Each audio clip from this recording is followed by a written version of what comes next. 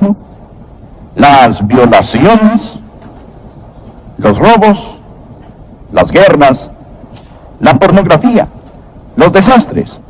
Y cuando lee todo esto, usted nunca ve la palabra pecado. La vida es corta. La muerte es segura. El pecado es la maldición. Y Cristo es la cura.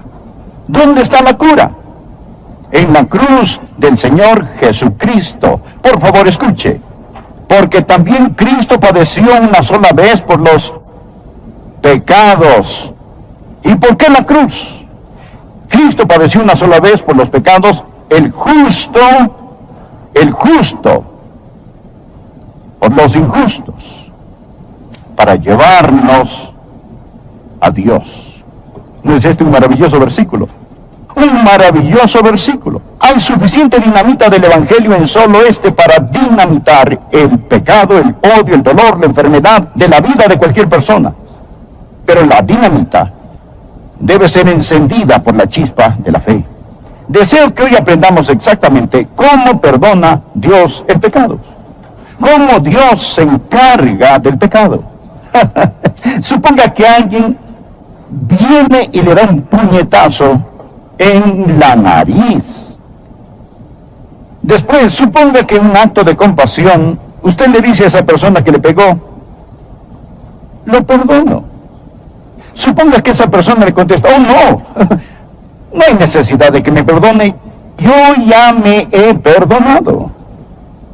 Luego suponga que otra persona que presenció todo les dice, oh, ninguno de ustedes necesita preocuparse, yo ya los perdoné a ambos. Mas fue usted el que recibió el puñetazo en la nariz. Amigos, escuchen. Solo la persona que recibió el golpe puede perdonar. Entienda que el pecado es poner nuestro puño en el rostro de Dios. Y solo Dios puede perdonar el pecado. Abandone todas esas fábulas psicológicas que dicen que necesitamos perdonarnos a nosotros mismos y afirmarnos los unos a los otros. Existe un Dios santo. Dios es un Dios santo. Y el pecado es un ultraje, un reproche, una rebelión contra un Dios santo. El pecado no quedará impune sin castigo. Lo hemos mencionado una y otra vez. El texto de hoy indica tres maravillosas verdades sobre cómo Dios perdona el pecado y sobre cómo se hace cargo Dios del pecado. La primera verdad que deseo que veamos al estudiar nuestro texto, Primera de Pedro capítulo 3, versículo 18, es el sufrimiento vicario de la cruz. ¿Lo anotó? El sufrimiento vicario de la cruz. La palabra vicario significa en lugar de otro. Significa suplente, sustituto. Miremoslo. Porque también Cristo padeció una sola vez por los pecados, el justo por los injustos. Es decir, Jesús, quien es justo, quien nunca pecó, nacido de la Virgen, el sin mancha, sin pecado, Hijo de Dios, el justo, murió por los injustos. Habla de usted y de mí. Somos los pecadores. Él llegó a ser nuestro sustituto. A lo largo de la Biblia, Dios enseña la lección de la sustitución. Por el tiempo de Cristo, los sacerdotes y los levitas ya habían instituido un rango especial de pastores para criar corderos muy especiales. Los de la Pascua eran los mejores, los más finos, y se les criaba en Belén. En la semana de la Pascua, esos corderos salían de los campos de Booz en Belén, subían el monte del templo y entraban por la puerta de las ovejas para ser examinado por el sumo sacerdote, los levitas y por los otros sacerdotes. El mismo día, bajando el monte de los olivos, cabalgando sobre una asna, venía el Señor Jesucristo, el Cordero de Dios, quien luego subió el monte Moria. El mismo día, los corderos y el Cordero de Dios entraban a la ciudad. El domingo de Palmas, la Pascua, el mismo día. ese mismo día, hace tanto tiempo. Luego, llegó el día cuando el Cordero de la Pascua debía ser sacrificado. A las 3 de la tarde, el sacerdote levantaba la barbilla de ese corderito sin defecto y tomando sus filosos y mortales cuchillos, le cortaba la garganta al corderito. Al mismo tiempo que esto sucedía, sobre el cruel monte Gólgota, el Cordero de Dios vertía su preciosa sangre real, roja como los rubíes, por los pecados de la humanidad. Y Jesús dijo sobre la cruz: consumado es. Está terminado. La deuda está pagada totalmente. Y sacerdotes ya pueden irse a sus casas. Levitas pueden bajar sus cuchillos.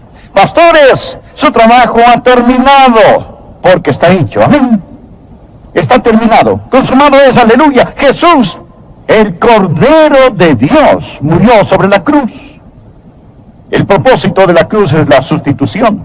Y la Pascua nos lo ha mostrado en una forma muy clara y sencilla. Tenemos el sufrimiento corporal del Señor Jesús. Azotaron al Señor Jesús. Los romanos sabían cómo azotar. Ataban las manos de la víctima y la levantaban a que estuviera de puntillas para aumentar el dolor y para que la espalda quedara lisa como la seda. El instrumento de azote era un látigo con un robusto mango y con correas de cuero. Al final de las correas de cuero habían unos pedacitos de hueso, metal y vidrio ingeniosamente atados. Usaban a 2 azotadores, 2 verdugos. Y al ser estirado el cuerpo de la víctima, uno de los verdugos comenzaba en la nuca y descendía. El otro empezaba en los tobillos y ascendía. En equipo, estos 2 verdugos despellejaban a esa persona, parada y estirada de puntillas. Al enroscarse el látigo alrededor del cuerpo, desprendía un pedazo de carne cada vez que lo jalaban. Estos eran hombres experimentados, que sabían muy bien cómo azotar y desprender la carne de tal forma que los nervios y músculos quedaran expuestos sin sacarle los intestinos.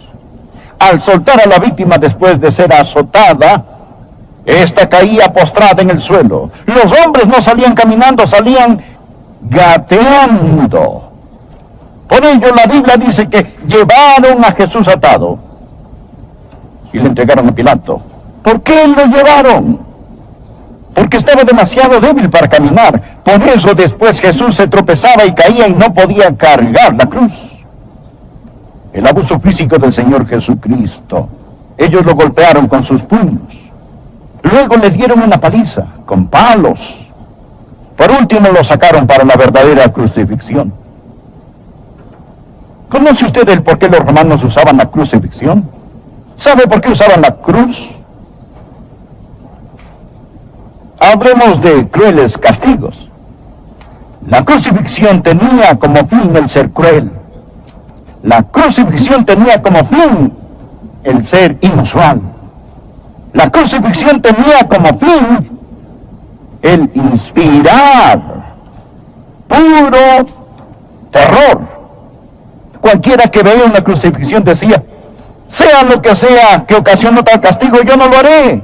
Romanos, haré lo que me ordenen, pero no me crucifiquen. De esto se trataba la crucifixión. De esto se trataba la crucifixión. ¿Ha oído la palabra excruciatus? Viene de una palabra latina. Excruciatus. Excruciatus. Y significa salido de la cruz. De la cruz. De esta palabra viene crucifixión. Un tipo de dolor atroz que proviene de la cruz. Un dolor agudísimo. Clavaban las manos de la víctima a la cruz. Ellos separaban los metacarpos, poniendo el clavo aquí, no en la palma de la mano, sino en la muñeca, para que no se cayera de la cruz. Trataban de golpear el nervio del medio, para transmitir el dolor por el cuerpo hasta el torso. Penetraban esos clavos a través de esos nervios. Lo crucificaban con sus brazos en un ángulo de 90 grados. Pero cuando el cuerpo caía, sus brazos quedaban en un ángulo de 65 grados, quedando sus brazos así.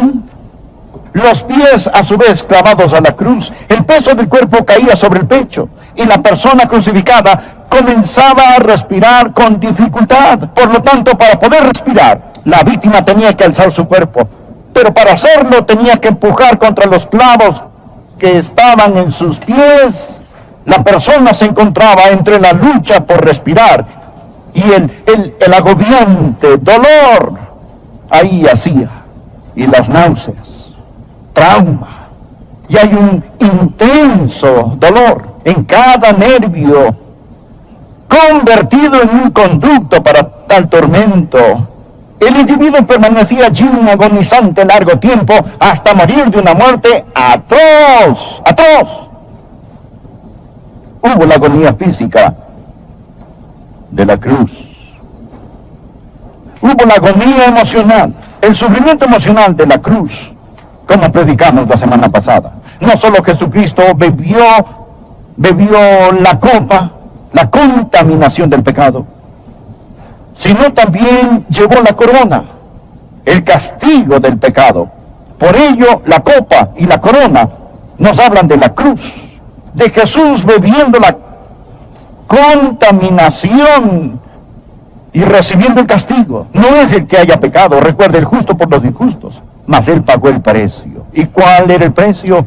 El estar separado del Dios omnipotente, omnipotente. No solo Dios el Padre se separó de su Hijo amado, sino que también en ese momento el Señor Jesús se convirtió en el objeto detestado por el Padre. Y Dios el Padre tuvo que mirarlo como mira a un pecador y tratarlo como trataría a un pecador. ¿Comprende ahora el texto de Pedro? También Cristo padeció una sola vez por los pecados, el justo por los injustos. Este es el sufrimiento vicario de la cruz. El sufrimiento vicario de la cruz. Aquí está la segunda verdad que deseo que observe. Amigo, mi corazón se conmovió tanto al estudiar para este sermón. Quiero que vean la satisfacción vital de la cruz. La satisfacción vital de la cruz. Miremos el texto. Hay una palabra que no quiero que pase por alto. Mírela. Porque también Cristo padeció. ¿Cuál es la próxima palabra? No puede escucharlos. Una vez por los pecados. Por los pecados. Amigo, esto no significa había una vez. Esto significa una vez y para siempre. Significa una vez y para siempre. Al decir Jesús, consumado es, dijo que la deuda quedó cancelada totalmente. Recuerdan que he mencionado que en Roma, cuando encerraban a un hombre en prisión, cuando se le encontraba culpable de un crimen, ellos lo encerraban y escribían un certificado de deuda que lo pegaban a la puerta de su celda. Era su deuda al Estado y a la sociedad. Era lo que su pecado, su crimen había provocado. Se lo llamaba un certificado de deuda y lo ponían en la puerta de su celda. Después de servir su tiempo, pagar la pena y satisfacer las deudas de la ley, entonces escribían sobre este certificado de deuda pagado en su totalidad y se lo entregaban al prisionero. ¿Sabe cuál era la palabra que escribían sobre este papel? Tetelestai. ¿Sabe lo que significa? Consumado es. Consumado es. Está cancelado. Ese hombre no tendrá que regresar a prisión otra vez. Nunca volverá a estar en peligro o será arrestado por el mismo crimen. Si lo acusaban, podía decir, sí lo cometí, pero yo pagué. Está consumado. No pueden llevarme 2 veces por el mismo crimen. Esto es lo que dice, que Jesús padeció una sola vez por los pecados y que blasfemia es decir que necesitamos otro sacrificio por los pecados. Hebreos 10, de los versos 12 al 14. Pero Cristo, habiendo ofrecido una vez para siempre un solo sacrificio por los pecados, se ha sentado a la diestra de Dios. de ahí en adelante esperando hasta que sus enemigos sean puestos por estrado de sus pies. Escuchen esto, porque por una sola ofrenda hizo perfectos para siempre a los santificados. Aleluya. Este es el porqué de la seguridad eterna. Sabía que si pudiera perder la salvación después de haberse salvado, lo cual no es posible, pero supongamos que pudiera perder su salvación. Para que pudiera salvarse nuevamente, Jesús tendría que morir otra vez. Verá, cuando Jesús murió, fue solo válido para una salvación. Porque con una sola ofrenda hizo perfectos para siempre a los santificados. Jesús dijo, consumado es, cancelado, pagado totalmente. No hay nada que se pueda hacer ni que necesite hacer. Existe el sufrimiento vicario de la cruz, la satisfacción vital de la cruz. La Biblia dice en Isaías 53:11 que Dios el Padre verá el fruto de la aflicción de su alma y quedará satisfecho. Dios está satisfecho con lo que...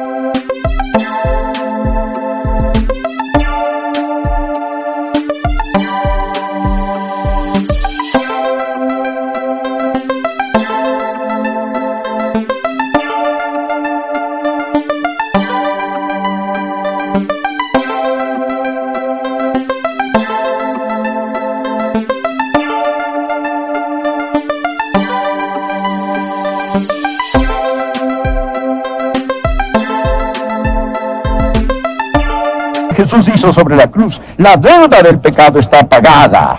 Aleluya. La tercera verdad que deseo que vea. No solo el sufrimiento vicario de la cruz, no solo la satisfacción vital de la cruz, porque también Cristo padeció una sola vez por los pecados del justo, por los injustos, sino también la salvación victoriosa de la cruz. La salvación victoriosa.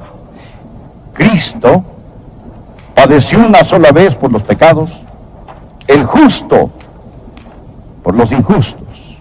¿Para qué? Para llevarnos a Dios. ¿Lo ve? Léanlo. Para llevarnos a Dios. ¿Qué hace el pecado? El pecado nos separa del Dios Santo. ¿Qué hace la cruz? Sobre esa cruz, Jesús tomó a Dios Santo con una mano, al hombre pecador con la otra, y por medio de la sangre de su cruz, Él reconcilió a Dios y al hombre. Él hizo la paz por medio de la sangre de su cruz, para con esta llevarnos a Dios. Escuche Romanos 5:10, porque si siendo enemigos, fuimos reconciliados con Dios por la muerte de su Hijo, mucho más, estando reconciliados, seremos salvos por su vida. Para llevarnos a Dios. La palabra llevarnos en griego es porseiko, que significa tomar a un individuo y presentarlo ante un rey o un dignatario.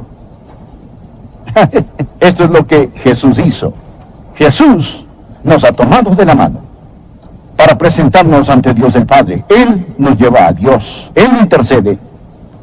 Padre, estos son míos. Yo los compré con mi sangre sobre esa. Su nombre era Absalón. Y Absalón se rebeló contra su padre. Había una mujer en el reino que le dijo a David, usted necesita hacer algo para reconciliarse con su hijo, para que él regrese, para traer a su hijo. Pero David no lo hizo. Dicha mujer le dijo, rey David, usted no está actuando como Dios actúa. Por favor, anote este precioso versículo en el margen de su Biblia. Es un increíble versículo. Segunda de Samuel 14:14. Esto es lo que esa mujer le dijo a David.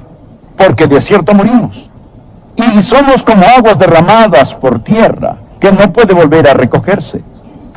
Ni Dios quita la vida, sino que provee los medios para no alejar de sí al desterrado. ¿No es este un gran texto evangelístico del Antiguo Testamento?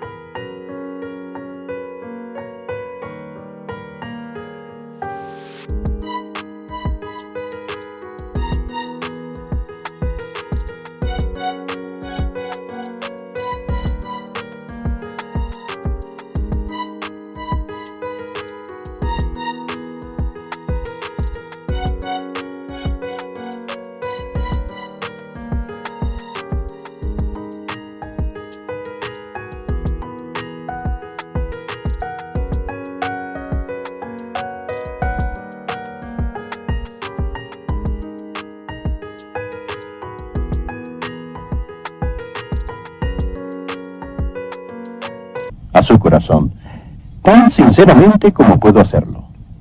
¿Es usted salvo? No le pregunto si es católico, bautista, metodista o de otra denominación. Lo que digo es que usted necesita saber, sin lugar a dudas, que se ha arrepentido de sus pecados y recibido a Cristo como su Salvador personal. Le imploro que lo haga ahora. Ore así, Señor Jesús. Entre en mi corazón, perdona mis pecados, sálvame, Señor Jesús. Ore de corazón, ore con fe, y Él le salvará. Y si usted oró,